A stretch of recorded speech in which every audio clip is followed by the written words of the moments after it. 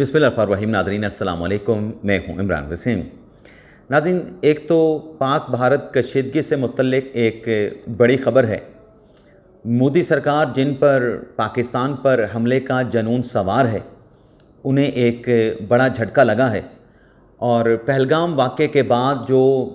किसी बुनियाद के बग़ैर, किसी जवाज़ के बग़ैर और किसी शवाहिद के बग़ैर जो पाकिस्तान पे इल्ज़ाम लगाया गया, उस इल्ज़ाम के जवाब में जो प्लान पाकिस्तान ने बनाया था, पाकिस्तान की सिविल और अस्करी क़यादत ने बनाया था, वो प्लान कैसे काम कर गया, एक तो इस ख़बर की डिटेल आपके साथ हम शेयर करेंगे। इसके अलावा सुप्रीम कोर्ट के महाज से दो बड़ी अहम ख़बरें हैं। एक बानी तहरीक इंसाफ इमरान खान के लिए अच्छी ख़बर है, लेकिन उस अच्छी ख़बर के पैरेलल जो एक बुरी ख़बर है, वो बुरी ख़बर इमरान खान की खुशखबरी पे भारी पड़ गई है। तो ये दो ख़बरें जो हैं सुप्रीम कोर्ट से, तहरीक इंसाफ से जुड़ी, इमरान खान से जुड़ी, उनकी तफसीलात भी आपके साथ हम शेयर करेंगे। सुप्रीम कोर्ट के जज के खिलाफ रेफरेंस वाली क्या कहानी है, उस पर भी हम बात करेंगे। लेकिन सबसे पहले आपसे दरख्वास्त के चैनल को सब्सक्राइब कर लें, बेल आइकॉन का बटन प्रेस करें। वीडियो अगर पसंद आए तो इसे लाइक और शेयर ज़रूर करें। 9 मई के नाज़रीन जो मुल्ज़मान थे, जिसमें हाफिज़ फ़रत अब्बास और इजाज़ चौधरी,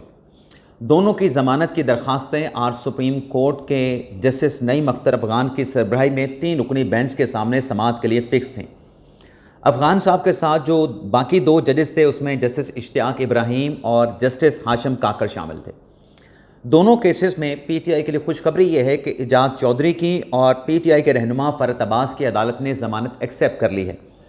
प्रोसिक्यूशन की जानिब से ये नुक्ता अदालत में लिया गया कि दोनों के ख़िलाफ़ इल्ज़ाम मौजूद हैं, दोनों के ख़िलाफ़ शवाहिद मौजूद हैं। इजाज़ चौधरी ने 9 मई के मौके पे लोगों को उकसाया और ये 9 मई की साजिश का हिस्सा थे, और जो हाफिज़ फ़रत अब्बास हैं वो भी 9 मई की साजिश का हिस्सा भी थे और काफ़ी अरसा वो मफरूर भी रहे। अदालत की तरफ से ये कहा गया इजाज़ चौधरी के केस में कि अगर इतना स्ट्रॉन्ग केस इजाज़ चौधरी के ख़िलाफ़ था, तो आप इजाज़ चौधरी का केस मिलिट्री कोर्ट में क्यों नहीं लेके गए। अब ये सवाल तो बिल्कुल वैलिड है, क्योंकि इजाज़ चौधरी की अगर हम जो प्रोसिक्यूशन अदालत में कहती है कि एक ऑडियो मौजूद है जिसमें वो ये कहते हैं कि हमने कोर कमांडर लाहौर का जो घर है उसको रैन सैक कर दिया है, मुकम्मल तौर पे तबाह बर्बाद कर दिया है। तो अदालत का ये सवाल पूछना तो बनता है कि आप 100-150 लोगों का जिनका आपने मिलिट्री कोर्ट में केस चलाया, तो ये केस भी आप वहाँ पर चलाते। तो अदालत ने कहा कि चूँकि अब 4 माह का फ़ैसला आ चुका है कि 4 माह के अंदर 9 मई के केसेस का फ़ैसला होगा, तो आप वहाँ पे इस केस को डिसाइड करवा लें और ज़मानत को सज़ा के तौर पे जो है वो इस्तेमाल करने की इजाज़त नहीं दी जा सकती। तो इजाज़ चौधरी की ज़मानत हुई है, अब रिहाई होगी नहीं होगी इस हवाले से फ़िलहाल नहीं कहा जा सकता। किसी और केस में उनकी गिरफ़्तारी भी हो सकती है और ये माजी में भी हमने ये एक प्रैक्टिस देखी है। इसी तरीके से हाफिज़ फ़रत अब्बास, उनकी ज़मानत भी मंजूर हुई। उसमें भी प्रोसिक्यूशन का एतराज़ था कि ये तो इतना अरसा मफरूर रहा, इसको ज़मानत ना दें। उस पर भी अदालत की तरफ से कहा गया कि इस केस में, हाफिज़ फ़रत अब्बास के केस में, तफ्तीश आप मुकम्मल कर चुके हैं, चालान आप हतमी जो है वो अदालत में फ़ाइल कर चुके हैं, ट्रायल का आगाज़ हो चुका है एटीसी कोर्ट में, तो 4 माह के अंदर ट्रायल को कंक्लूड कराएं और केस आप डिसाइड करा लें, तो 4 माह के अंदर इस केस का फ़ैसला आ जाएगा। तो 2 अच्छी ख़बरें कि 2 पीटीआई के रहनुमाओं की अदालत ने ज़मानत एक्सेप्ट कर ली।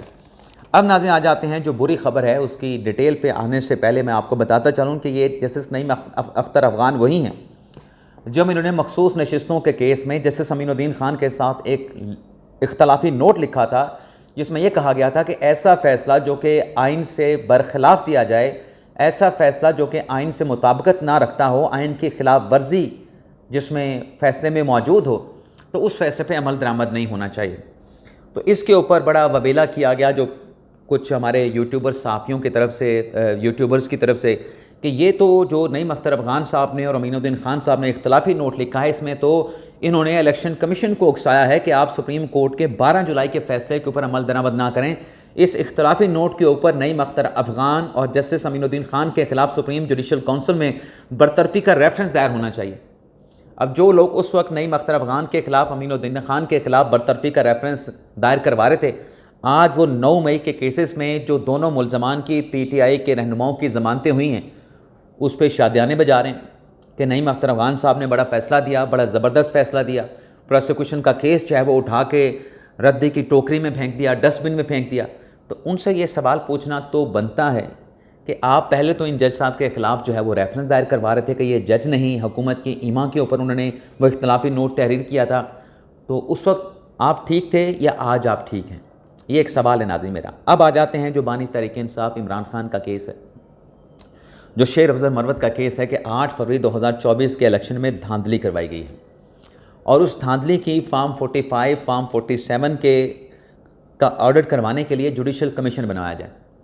اب اس پر آج سپریم کورٹ کے 5 رکنی آئینی بینچ نے سماعت کی۔ امین الدین خان سربراہ، جسٹس جمال خان مندوخیل، جسٹس محمد علی مظہر، جسٹس حسن اظہر رضوی اور جسٹس باقر نجوی شامل تھے۔ اب کیس کی سماعت کا آغاز ہوا تو امین الدین خان صاحب نے پی ٹی آئی کے وکیل عمران خان کے وکیل حامد خان صاحب سے پوچھا کہ آپ نے اس کیس میں کچھ ایڈیشنل ڈاکومنٹ جمع کروانے تھے، کیا وہ آپ نے جمع کروا دی ہیں؟ حامد خان صاحب نے کہا کہ ہم نے ڈاکومنٹ جمع کروا دیے ہیں، اور ان ڈاکومنٹس کی روشنی میں ہماری عدالت کے سامنے استدعا یہ ہے، پلی یہ ہے کہ جیسے کوئٹہ سانحے کا آپ نے جوڈیشل کمیشن بنایا تھا، اس کیس میں بھی آپ جوڈیشل کمیشن بنا دیں۔ جس پر عدالت کی طرف سے حامد خان صاحب سے یہ کہا گیا کہ وہ جس فیصلے کا آپ حوالہ دے رہے ہیں کوئٹہ کمیشن والا، اس وقت 100 موٹو کے کیسز سپریم کورٹ میں چل رہے تھے، اور شاید وہاں پر آلٹرنیٹ جو ریمیڈی ہے یعنی داد رسی کا فورم بھی موجود نہیں تھا، تو سپریم کورٹ نے 100 موٹو کی پارس کا استعمال کر کے اس میں جوڈیشل کمیشن تشکیل دیا تھا، لیکن یہاں پر تو داد رسی کا فورم آپ کے پاس موجود ہے۔ جیسے جمال خان مندوخیل نے عمران خان صاحب کے وکیل سے کہا کہ یہاں پہ آئین کا آرٹیکل 225 موجود ہے، اور آپ یہ بتائیں کہ اس آرٹیکل 225 کی موجودگی میں جوڈیشل کمیشن کیسے بن سکتا ہے جب آئین آپ کو ایک راستہ فراہم کر رہا ہے، جب آئین کے اندر ایک فورم موجود ہے، ایک ریمیڈی آپ کے لیے موجود ہے، تو کیسے اس میں ہم جوڈیشل کمیشن بنا دیں؟ عمران خان صاحب کے وکیل نے کہا کہ بالکل جوڈیشل کمیشن بن سکتا ہے، آپ سپریم کورٹ کے کوئٹہ کمیشن والا فیصلہ دیکھنے، اور پھر انہوں نے میمو کمیشن کیس کے فیصلے کا حوالہ بھی دیا، جس پہ اپنا جیسے مندوخیل صاحب نے بالکل دوبارہ ان سے کہا کہ بالکل آپ نے جو فیصلے دیے ہیں وہ فیصلے بھی واضح ہیں، اس میں جوڈیشل کمیشن بنا تھا، لیکن آئین بھی بڑا واضح ہے۔ آئین کا آرٹیکل 225 جو ہے وہ یہ کہتا ہے کہ اگر الیکشن میں دھاندلی ہوئی ہے تو آپ اس دھاندلی کے خلاف جو ہے وہ الیکشن ٹریبونل میں جائیں گے۔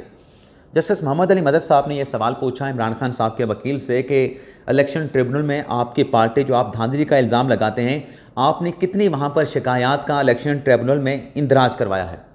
حامد خان صاحب نے کہا کہ 1 سال ہو چکا ہے، الیکشن ٹریبونل ان کیسز کا فیصلہ بھی نہیں کر رہا، جس پہ جسٹس محمد علی مدر صاحب نے کہا کہ آپ جو جوڈیشل کمیشن کی بات کر رہے ہیں، اگر جوڈیشل کمیشن ایسا کوئی بن جائے تو پھر جو ٹریبونل میں پڑے کیسز ہیں الیکشن کی دھاندلی کے حوالے سے، اس میں آپ کے کیسز بھی ہیں، باقی اور بھی ڈھیر سارے لوگوں کے ٹریبونل میں کیسز موجود ہوں گے، شکایات موجود ہوں گی، وہ تمام کیسز تو پریجوڈس ہو جائیں گے، وہ تمام کے تمام کیسز تو ایک طریقے سے ختم ہو جائیں گے۔ حامد خان صاحب نے کہا کہ ہمارا کیس جو ہے وہ پولنگ ڈے کے حوالے سے ہے کہ پولنگ ڈے پہ کیا ہوا، ہمارے کیس میں آپ جوڈیشل کمیشن بنائیں گے تو ٹریبونل کے اوپر، ٹریبونل کی کارروائی پر اس پر کسی قسم کا جو ہے وہ اثر نہیں پڑے گا۔ اور پھر حامد خان صاحب نے کہا کہ آج تو آپ کے سامنے کیس میرٹ پہ نہیں چل سکتا، آپ کے سامنے تو رجسٹرار آفس نے ہماری درخواستوں کے خلاف اعتراضات لگائے ہوئے ہیں، وہ اعتراضات کا کیس آپ کے سامنے ہے۔ مندوخیل صاحب نے کہا کہ بالکل ہمارے سامنے اعتراضات والا کیس ہی لگا ہوا ہے، تو ہم آپ کے اوپر اعتراضات کے اوپر بھی آپ سے سوال کر رہے ہیں، آپ سے دلائل مانگ رہے ہیں، اور میرٹ کے اوپر بھی آپ سے دلائل آپ دیں، وہ بھی آپ سے کہا جا رہا ہے۔ حامد خان صاحب نے کہا کہ پھر ہمارا کیس جو ہے کسی اور دن کے لیے رکھ لیں، یعنی آج آپ تاریخ دے دیں، جس پر مندوخیل صاحب نے کہا، بینچ نے کہا کہ 6 مرتبہ یہ کیس پہلے بھی لگ چکا ہے، اعتراضات کے اوپر آپ نے دلائل دینے ہیں، تو آپ اعتراضات کے اوپر دلائل دیں، بار بار یہ کیس لگتا ہے، بار بار یہ ارجنٹ تو نہیں ہو سکتا، آپ اعتراضات کے اوپر دلائل دیں، اگر آپ کے اعتراضات کے خلاف جو دلائل ہیں اس سے ہم سیٹسفائی ہوئے تو اعتراضات کو ہم ختم کر دیں گے اور کیس کو نمبر لگا دیں گے۔ جب یہاں پہ ناظرین بات پہنچی تو شیر افضل مروت کے وکیل ریاض حنیف راہی صاحب نے کہا کہ دراصل بات یہ ہے کہ کیس لگا ہے آپ کے پاس، کیس انڈر آبجیکشن کیس ہے، یہ کیٹیگری کون سی ہے؟ کیس انڈر آبجیکشن کی۔ سی ایم ایم اپیل آپ نے ہماری اعتراضات کے خلاف واپس کر دی تھی، تو ہم آپ سے درخواست یہ کرتے ہیں کہ ہماری دونوں درخواستوں کے اوپر آج تو ہم دلائل نہیں دیں گے، ہماری دونوں درخواستوں کے اوپر آپ جوڈیشل سائٹ کے اوپر کیس سنیں اور ہماری درخواستوں کے اوپر نمبر لگائے جائیں۔ عدالت نے کہا کہ جوڈیشل سائٹ پہ ہی آپ کا مقدمہ سن رہے ہیں۔ ریاض حنیف راہی صاحب نے کہا کہ نہیں، سپریم کورٹ کا فیصلہ موجود ہے کہ رجسٹرار جو ہے وہ اعتراضات نہیں لگا سکتا، جوڈیشل سائٹ کے اوپر کیس کے اوپر اعتراضات کا فیصلہ ہوتا ہے، تو آپ جوڈیشل ڈومین میں ہمارا کیس لے کے جائیں۔ مندوخیل صاحب نے کہا کہ آپ کا کیس اب جوڈیشل ڈومین میں ہی ہے کہ 5 جج بیٹھ کے آپ کا کیس سن رہے ہیں، لیکن راہی صاحب نہیں مانے، تو پھر عدالت نے کیا یہ ہے کہ انہوں نے کہا جی ٹھیک ہے، ہم آپ کی درخواستوں کے اوپر اعتراضات ریموو کر دیتے ہیں، لیکن آپ نے کانسٹیٹیوشنل ریمیڈی کے حوالے سے آئین اور قانون کی روشنی میں آئندہ سماعت پہ تیاری کر کے آنی ہے، اور اسلام آباد کی رجسٹری میں آپ نے پرنسپل سیٹ پہ آپ نے آرگو کرنا ہے، کیونکہ حامد خان صاحب ویڈیو لنک کے ذریعے لاہور سے اس کیس کو آرگو کر رہے تھے۔ تو آپ آئیں اور کیس کو آرگو کریں اور میرٹ کے اوپر آرگو کریں۔ اب اس میں بات ناظرین وہیں پہ کھڑی ہے جو آج عدالت نے نمبر تو لگا دیا، لیکن بات وہیں پہ کھڑی ہے کہ آرٹیکل 225 کی موجودگی میں آپ ہم سے جوڈیشل کمیشن کیسے بنوا سکتے ہیں۔ اب اگر کوئی ماضی کی یہ مثال دیتا ہے کہ 2013 کے الیکشن کی انکوائری کے لیے بھی ایک کمیشن بنا تھا، ایک انکوائری کمیشن جس کو اس وقت کے چیف جسٹس ناصر ملک صاحب نے ہیڈ کیا تھا، تو وہ کمیشن بھی ایک لیجسلیشن کی موجودگی میں بنا تھا۔ حکومت، اسحاق ڈار، اپوزیشن اور جہانگیر ترین آپس میں بیٹھے تھے اور ایک قانون، ایک آرڈیننس پاس کیا گیا تھا جس کی روشنی میں سپریم کورٹ نے پھر ایک انکوائری کمیشن بنا کے 2013 کا الیکشن کھول کے اس کو کھنگالا تھا، اس کی پڑتال کی تھی، اس کی انکوائری کی تھی، اور اس میں پاکستان تحریک انصاف کے جو اعتراضات تھے وہ ثابت نہیں ہو پائے تھے۔ تو اب بھی کیس وہیں پہ کھڑا ہے۔ 225 کی موجودگی میں سپریم کورٹ کے پاس آرٹیکل 225 کی موجودگی میں جوڈیشل کمیشن بنانے کا کوئی اختیار نہیں ہے۔ آئندہ سماعت پہ ویسے تو آج ہی لگ رہا تھا کہ یہ درخواستیں ڈسمس ہو جائیں گی، لیکن چونکہ آگے سے دونوں وکلا دلائل دینے کے لیے تیار نہیں تھے، ٹیکنیکلٹیز نکال رہے تھے، تاریخ مانگ رہے تھے، مہلت مانگ رہے تھے، نمبر لگانے کی بات کر رہے تھے کہ پہلے نمبر لگائیں پھر آرگو کریں گے، تو عدالت نے نمبر لگانے کا حکم دے دیا ہے، اور آئندہ سماعت پہ کیس جو ہے بے شک نمبر لگنے کے بعد کیس سماعت کے لیے فکس ہوگا، کوئی تاریخ تو اگلی نہیں ہے، تو کیس اسی سوال سے آگے بڑھے گا جس کا فی الحال کانسٹیٹیوشن کی روشنی میں، کانسٹیٹیوشن کے آرٹیکل کی روشنی میں کوئی سوال کسی وکیل کے پاس میری دانش کے مطابق فی الحال موجود نہیں ہے۔ تو دیکھتے ہیں آئندہ سماعت پہ P T I, Imran Khan اور شیر افضل مروت کے جو وکلا ہیں وہ اپنا کیس کیسے عدالت کے سامنے میڈ آؤٹ کرتے ہیں۔ اب ناظرین بات کر لیتے ہیں پاک بھارت کشیدگی کے حوالے سے۔ تو خبر ناظرین ہے کہ مودی سرکار کو ایک بڑی ناکامی کا سامنا کرنا پڑا ہے۔ ایک تو مودی کی حکومت کے حوالے سے جو باتیں سامنے آ رہی ہیں، راؤ کے جو سابق سربراہ ہیں انہوں نے بھی ایڈمٹ کیا ہے کہ یہ سیکیورٹی فیلئر ہے، یہ انٹیلیجنس کا فیلئر ہے، اور بھارت کے اپنے لوگ اپنے اہم عہدوں پہ بیٹھے سابق جو عہدیداران تھے وہ یہ کہہ رہے ہیں کہ جنگ شنگ شاید اب نہ ہو، جنگ کا جو خطرہ ہے وہ کہا جا رہا ہے وہ کم ہو گیا ہے لیکن ٹلا نہیں ہے۔ اب بھارت کے اندر سے جب یہ آوازیں آ رہی ہیں کہ سیکیورٹی فیلئر ہے، انٹیلیجنس فیلئر ہے، لیکن عالمی محاذ پہ ایک بڑی سبکی کا مودی سرکار صاحب کو سامنا کرنا پڑا ہے۔ اب مودی کابینہ کے جو منسٹر ہیں، چاہے وہ جے شنکر صاحب ہیں، فارن افیئر کے منسٹر ہیں، جو وزارت دفاع کے منسٹر ہیں راج ناتھ صاحب، وہ یہ کہتے ہیں کہ امریکہ بھارت کو سپورٹ کر رہا ہے کہ بھارت کا دفاع کا حق جو ہے وہ اپنی جگہ پہ موجود ہے، بالکل یہ حق موجود ہے۔ لیکن اب امریکہ وزیر خارجہ مارکو روبیو نے یہ بھی بڑے واضح الفاظ کے ساتھ کہہ دیا ہے، جس میں آپ یوں کہہ لیں کہ امریکہ نے دراصل بھارت کو پاکستان پہ جنگ مسلط کرنے سے روک دیا ہے، اور یہ جو چیزیں سفارتی محاذ پہ بھارت کی مودی سرکار کی جو ناکامی ہو رہی ہے، پاکستان کا جو موقف مانا جا رہا ہے، سنا جا رہا ہے، یہ ایک جو حکمت عملی نیشنل قومی سلامتی کمیٹی کے اجلاس میں جس میں وزیر اعظم ہیڈ کر رہے تھے، عسکری قیادت آرمی چیف عاصم منیر بھی موجود تھے، یہ ان کا پلان جو ہے اب تک بڑی کامیابی کے ساتھ آگے بڑھ رہا ہے،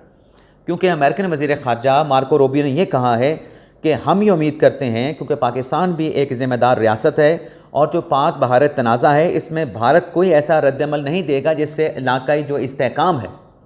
علاقائی استحکام کو کوئی نقصان پہنچے، علاقائی استحکام جو ہے وہ عدم استحکام کا شکار ہو، یا صورتحال جو ہے، کشیدگی جو ہے وہ ایسکیلیٹ کر جائے، بھارت ایسا کوئی قدم نہیں اٹھائے گا۔ اور ساتھ میں امریکہ نے یہ بھی کہہ دیا ہے کہ پاکستان بھارت کے ساتھ تحقیقات میں تعاون کرنے کے لیے تیار ہے، اور پاکستان ایک ذمہ دار ملک ہے، اور جب دونوں ملک بیٹھ کے تحقیقات کے ساتھ بات چیت کے ساتھ آگے بڑھیں گے تو جو بھی کلپریٹس ہیں پہلگام واقعے کے، وہ قانون کے کٹہرے تک ان کو لے کے آنا آسان ہو جائے گا۔ یعنی امریکہ بھی یہ کہہ رہا ہے کہ بھارت تحقیقات کی پاکستان کے آفر کو ایکسیپٹ کرے، اس معاملے کی غیر جانبدارانہ تحقیقات کرائے، اور پھر سب کچھ سامنے آ جائے گا۔ لیکن جنگ کے حوالے سے بھارت کو کہا جا رہا ہے کہ آپ ایسا کوئی قدم نہ اٹھائیں کہ خطہ جو ہے، جنوبی ایشیا کا جو خطہ ہے وہ عدم استحکام کا شکار ہو جائے۔ اب یہ پاکستان کی کامیابی ہے اور مودی سرکار کے لیے بڑا جھٹکا ہے کہ دنیا کے 3 بڑے ایٹمی پار، چائنا، رشیا اور امریکہ، تینوں کا ایک ہی موقف ہے، اور انٹرنیشنل میڈیا بھی یہ کہہ رہا ہے کہ پہلگام واقعے کا جو ملبہ پاکستان پہ گرایا گیا، جو پاکستان پہ الزام لگایا گیا، بھارت کے پاس اس کے کوئی ثبوت موجود نہیں ہے۔ بھارت بغیر شواہد کے یہ الزامات پاکستان کے اوپر لگا رہا ہے، اور اب پاکستان نے تو واضح طور پہ کہہ دیا ہے ہمارے جو وزیر دفاع ہیں خواجہ آصف کی طرف سے کہ پہلگام واقعے کی جو تحقیقات ہیں، جو انکوائری ہے، وہ اقوام متحدہ کے پلیٹ فارم کے نیچے ہونی چاہیے۔ اور یہی ناظرین پاکستان کی حکمت عملی کارگر ثابت ہوئی۔ سفارتی جو چینلز تھے ان کو متحرک کرنا، ان کو ایکٹیویٹ کرنا، اور اپنے آپ کو تحقیقات کے لیے سامنے لے کے آنا، اور اس میں انڈیپینڈنٹ جو ایکسپرٹ ہیں ان کو شامل کرانا، یہ پاکستان کا جو پلان تھا، پاکستان کی جو ایک حکمت عملی تھی، وہ کارگر ثابت ہوئی ہے۔ اور انٹرنیشنل کمیونٹی بشمول عالمی جو طاقتیں ہیں، جو ایٹمی پاورز ہیں، وہ بھی بھارت سے یہ کہہ رہی ہیں کہ آپ تحقیقات کرائیں۔ پہلگام واقعے کی پاکستان بھی مذمت کرتا ہے، دنیا کے ممالک میں مذمت کرتے ہیں، لیکن اس کا ذمہ دار کون ہے؟ اس کے لیے تحقیقات ہونی چاہیے، شواہد اکٹھے کی جانی چاہیے، پھر جو بھی ذمہ داران ہیں انہیں قانون کے کٹہرے میں لایا جانا چاہیے۔ تو یہ مودی سرکار کے لیے بڑا جھٹکا ہے اور پاکستان کے لیے ایک بڑی خوشخبری ہے۔ اجازت چاہتے ہیں ناظرین، اللہ حافظ۔